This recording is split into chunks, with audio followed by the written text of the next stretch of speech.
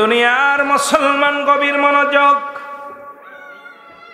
আমি কথা বলতেছিলাম মুসিবতের জামানা, বিপদের জামানা। আমি আমার পীরের শিখানো একটা কথা বলি, মিজান ভাই সাক্ষী আছে, জাকির ভাই সাক্ষী আছে। হুজুর বলতো, বাবা এমন একটা জামানা আসবে হাতের উপরে আগুন রাখা যাবে, ইমান রাখা যাবে না। কচুর পাতার উপরে পানি থাকবে কিন্তু ইমান রাখা যাবে না। তখন ওই জামানার ওলামা একরাম আলোচনা করেছিল, বাবা আগুন আবার কেমনে হাতের উপরে রাখা যায়? বলে, বাবা ধরেন আগুন হাতের উপরে নিছেন, এই আগুনটা হাতের উপরে রাখা যাবে, ইমান রাখা যাবে না। ঠিক সেই জামানার মধ্যে আগমন করেছি আমরা, ঠিক সেই মুসিবতের জামানার মধ্যে আগমন করেছি। এখন ইমান বড় কঠিন ইমান, এই ইমান নিয়ে কবরে যা বড় দুরস্কার হয়ে যাবে। জোরে বলেন ঠিক কিনা? হুজুর আকরাম সাল্লাল্লাহু আলাইহি ওয়াসাল্লামের জামানায় গো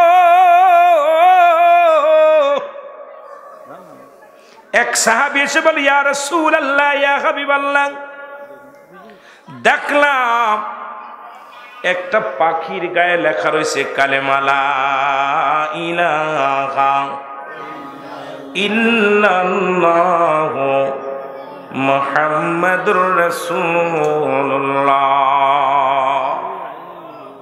নবীজির মুখটা বেজার, রাসূলুল্লাহ তোর বুঝতে বাকি নাই, মুখটা বেজ মলিন।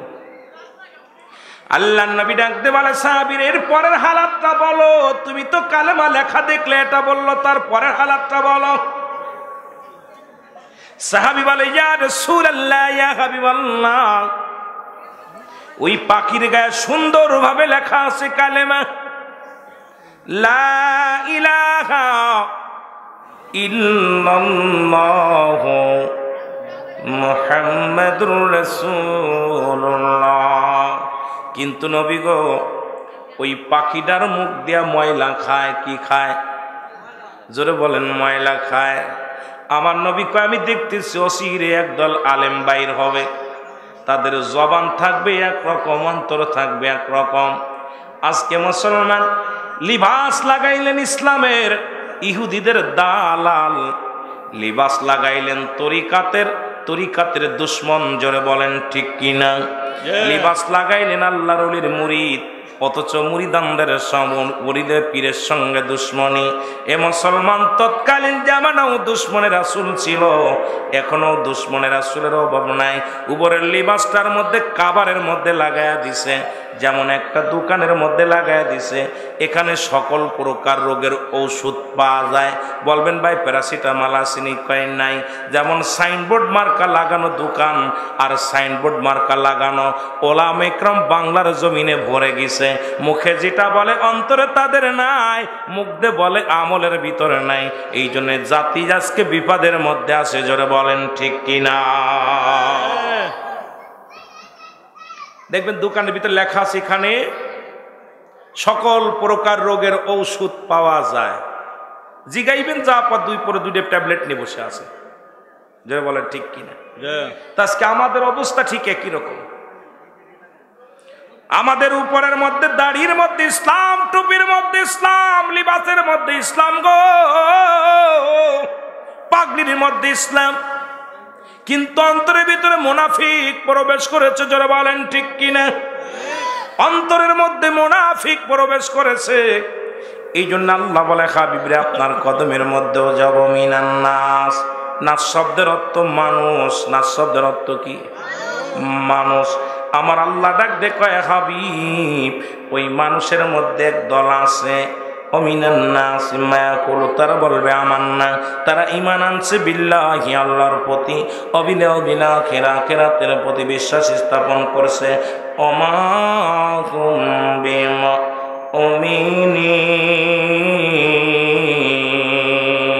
তারা বলবে আমরা মুমিন, আমরা মুত্তাকিন। আদৌ তারা মুমিন নয়, মুত্তাকিন নয়। রাসূলের কদমে যাইতেন রাসূলকে ধোঁকা দেওয়ার জন্যে, রাসূলের কদমে যাইতেন ইসলামটাকে ধোঁকা দেওয়ার জন্যে। আজ আমাদের মধ্যে এরকম কিছু উলামা ইকরাম আছে গো,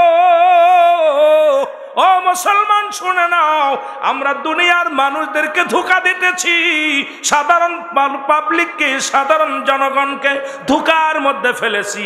আল্লাহর কসম করে বলি, আল্লাহর আদালতে হিসাব দিতে পারবেন না, আল্লাহর আদালতে জবাব দিতে পারবেন না। কারণ অধিকাংশ আলেমদের ইয়াউমাল কিয়ামতের ময়দানে আগুনের কাশি দিয়া তাদের জিহ্বা কাটা হবে। জোরে বলেন ঠিক কিনা? একটু মহব্বতের সঙ্গে দুরূদ শরীফ পড়েন। আল্লাহুম্মা, একটু জোরে বলেন না। মাওলানা মুহাম্মাদ